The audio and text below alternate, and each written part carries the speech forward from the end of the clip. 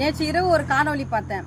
அந்த காணொலியில் வந்து யூடியூபர் ஷவுக்கு சங்கர் வந்து நடிகை விஜயலட்சுமி சீமான் விவகாரத்தில் விஜயலட்சுமியை அழைச்சிட்டு வந்து சீமான் மேலே கமிஷனர் ஆஃபீஸில் புகார் கொடுத்து சீமான் தரப்புல இருந்து விஜயலட்சுமிக்கு வர பணத்தில் விஜயலட்சுமிக்கு 60% பணமும் எனக்கு அதில் 40% பணமும் நாங்கள் பேசி இந்த விவகாரத்தில் இறங்கினதாகவும் வந்த பணத்தை நடிகை விஜயலட்சுமி அவங்க எடுத்துக்கிட்டு பெங்களூருக்கு போனதாகவும் அதனால் நான் விஜயலட்சுமி மேலே வந்து விரக்தியில் இருக்கிறேன்னு யூடியூபர் ஷவுக்கு சங்கர் வந்து அவரோட யூடியூப் சேனலில் ஒரு காணொலியாக பேசி பதிவு பண்ணி வச்சிருக்கிறார்.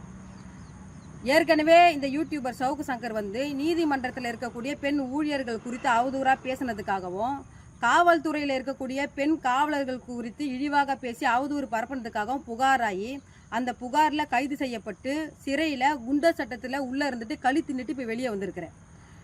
இந்த வருஷம் அதாவது இந்த 6 மாதம் இந்த ஜனவரி வந்துச்சுன்னா நான் பொது வாழ்க்கைக்கு வந்து 20 வருஷம் ஆகுது. நான் வந்து பொது வாழ்க்கைக்கு வந்து இந்த 20 ஆண்டு காலில் என் பேர்லையோ என் குடும்பத்தார் பேரில் எங்கேயாவது ஒரு குண்டுமணி சொத்து எங்கேயாவது வாங்கி வச்சிருக்கணும்னு யாராவது வெளியிடுங்க பார்ப்போம்.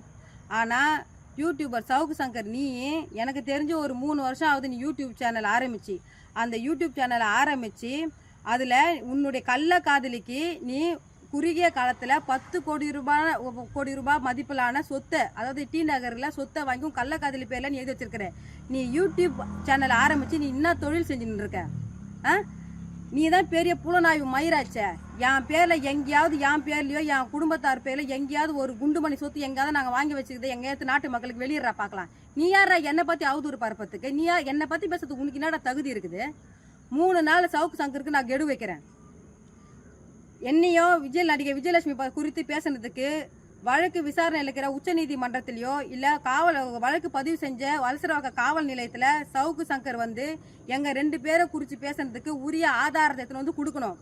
அப்படி கொடுக்கலன்னா உயர்நீதிமன்ற நீதிபதி நீதிமன்றமோ தமிழ்நாடு அரசும் தானாக முன் வந்து ஷவுக்கு சங்கர் மீது சட்ட ரீதியான நடவடிக்கை எடுக்கணும். அப்படி நீங்கள் யாருமே நீங்கள் 2 பேருமே நீங்கள் சட்ட ரீதியான நடவடிக்கை ஷவுக்கு சங்கர் மீது எடுக்கலை அப்படின்னா 4வது நாள் எங்களுடைய மானத்தை பாதுகாக்கிறதுக்காகவும் எங்களுடைய கௌரவத்தை நாங்கள் பெண்களுடைய கௌரவத்தை பாதுகாக்கிறதுக்காகவும் ஷவுக்கு சங்கர் எங்கே இருந்தாலும் அவருடைய வீடு பூந்து ஷவுக்கு சங்கருடைய நாக்கை அறுத்து நடு ரோட்டில் போடுவோம் என்பதனை பொது செய்தி அறிவிப்பாக நான் நாட்டு மக்களுக்கோ ஊடக சகோதர சகோதரிகள் தெரிவிச்சுக்கிறேன்.